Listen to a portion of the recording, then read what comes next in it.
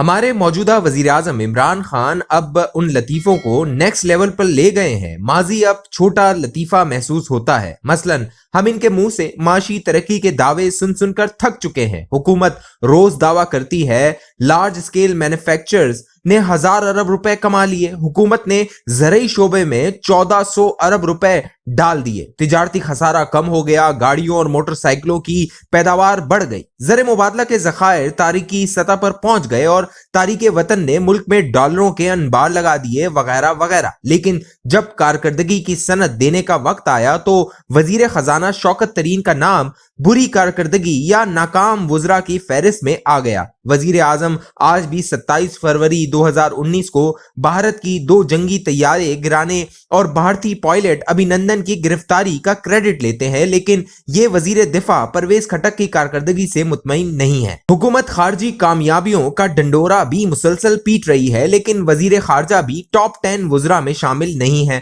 حکومت کا صرف ایک ہی وکیل ہے اور اس کا نام ہے فواد چودھری۔ یہ آج کل وزیر اعظم کے قریبی ساتھیوں میں بھی شامل ہیں۔ یہ مسلسل 3.5 سال سے ہارے ہوئے مقدمے لڑ رہے ہیں، مگر وزیر اعظم ان کی کارکردگی سے بھی مطمئن نہیں ہے۔ فروغ نسیم وزیر قانون ہے، یہ ہر مشکل وقت میں حکومت کی سپورٹ میں سامنے آئے۔ آرمی چیف کی ایکسٹینشن ہو یا جسٹس قاضی فائز عیسیٰ کے خلاف ریفرنس کا مسئلہ ہو، میدان میں صرف ایک شخص نظر آیا اور وہ تھا بیرسٹر فروغ نسیم، مگر وزیر اعظم ان سے بھی مطمئن نہیں ہے۔ ملک میں اس وقت 3 بڑے ڈیم بن رہے ہیں، لیکن آبی وسائل کے وفاقی وزیر مونس الہی ناکام وزراء کی فہرست میں 8ویں نمبر پر ہے۔ کشمیر حکومت کا ٹاپ ایجنڈا ہے، لیکن وزیر امور کشمیر علی امین گنڈاپور ناکام وزراء کی فہرست میں بھی 90 نمبر پر ہیں۔ ملک کی معیشت ترقی کر رہی ہے، مگر وفاقی وزیر برائے معاشی امور عمر ایوب ناکام وزراء کی فہرست میں 11ویں نمبر پر ہیں، جبکہ دوسری طرف ملک میں کوئی نئی موٹر وے نہیں بنی۔ نواز شریف دور کے منصوبے بھی ذلیل و خوار ہو کر مکمل ہو رہے ہیں اور دوڑتا ہوا سی پیک تھک کر بیٹھ چکا ہے، لیکن مراد سعید کارکردگی میں پہلے نمبر پر ہیں۔ یہ ملکی تاریخ کے پہلے ٹاپر ہیں جن کی کامیابی پر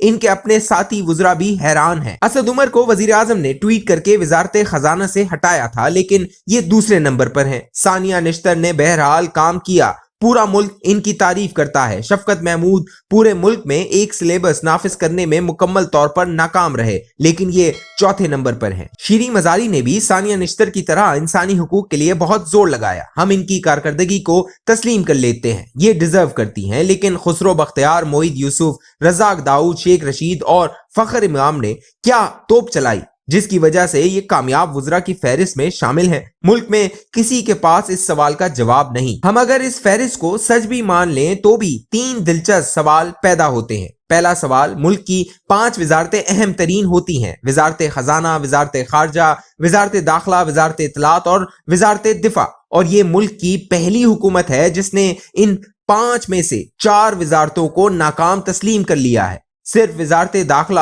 ٹاپ 10 میں آئی اور وہ بھی 90 نمبر پر، لہٰذا قوم حکومت کو کامیاب سمجھے یا ناکام۔ دوسرا سوال، صحت کارڈ حکومت کا فلیگ شپ پروجیکٹ ہے۔ میاں نواز شریف جس طرح ہمیشہ موٹر وے کا کریڈٹ لیتے ہیں، بالکل اسی طرح عمران خان زندگی بھر صحت کارڈ کا تمغہ سینے پر سجا کر پھریں گے۔ لیکن صحت کارڈ کے معمار ڈاکٹر فیصل سلطان کامیاب تو کیا ناکام ترین وزراء کی فہرست میں بھی شامل نہیں ہیں۔ اس کو کیا سمجھا جائے؟ اور تیسرا سوال، شفقت محمود کے پاس 2 پورٹ فولیو ہیں، یہ وزیر تعلیم بھی ہیں اور ان کے پاس ہارٹی کلچر کا قلمدان بھی ہے۔ یہ بطور وزیر تعلیم کامیاب وزراء کی فہرست میں 4تھے نمبر پر ہیں، لیکن یہ ہارٹی کلچر کی وزیر کی حیثیت سے ناکام وزراء کی لسٹ میں بھی ہیں۔ سوال یہ ہے، ایک ہی شخص بیک وقت کامیاب اور ناکام کیسے ہو سکتا ہے؟ دوسری طرف عمران خان وزیر اعظم ہوتے ہوئے اسٹیبلشمنٹ ڈویژن کے وزیر بھی ہیں اور یہ وزارت ناکام وزارتوں کی فہرست میں 6 نمبر پر ہے، لہٰذا کیا ہم وزیر اعظم کو بھی بطور وزیر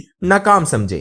ہم اگر وزراء کے ایوارڈ کو ملک کی 75 سالہ تاریخ میں رکھ کر دیکھیں تو ہمیں یہ ماننا ہوگا یہ واقعہ بھی سکندر مرزا کی بطور میجر جنرل ترقی اور صدر ضیاء الحق کی طرف سے جنرل ضیاء الحق کی ملازمت میں توسیع سے ملتا جلتا ہے، اور یہ واقعہ ثابت کرتا ہے عمران خان بھی اس مائنڈ سیٹ تک پہنچ چکے ہیں جس میں یہ کسی بھی وقت کچھ بھی کر سکتے ہیں، حتیٰ کہ یہ خود کو فیلڈ مارشل بھی ڈکلیئر کر سکتے ہیں، اور اگر یہ واقعہ ہو گیا تو اس کی تعریف سب سے پہلے شہباز گل کریں گے۔ یہ کہیں گے عمران خان دنیا کے پہلے فیلڈ مارشل کپتان ہیں اور یہ عہدہ میاں نواز شریف کو لندن سے گھسیٹ کر لانے کے لیے ضروری تھا، لیکن میں اس کے باوجود دعوے سے کہہ سکتا ہوں شہباز گل کا نام اس جرات اور بہادری کے بعد بھی کامیاب وزراء کی فہرست میں نہیں آئے گا۔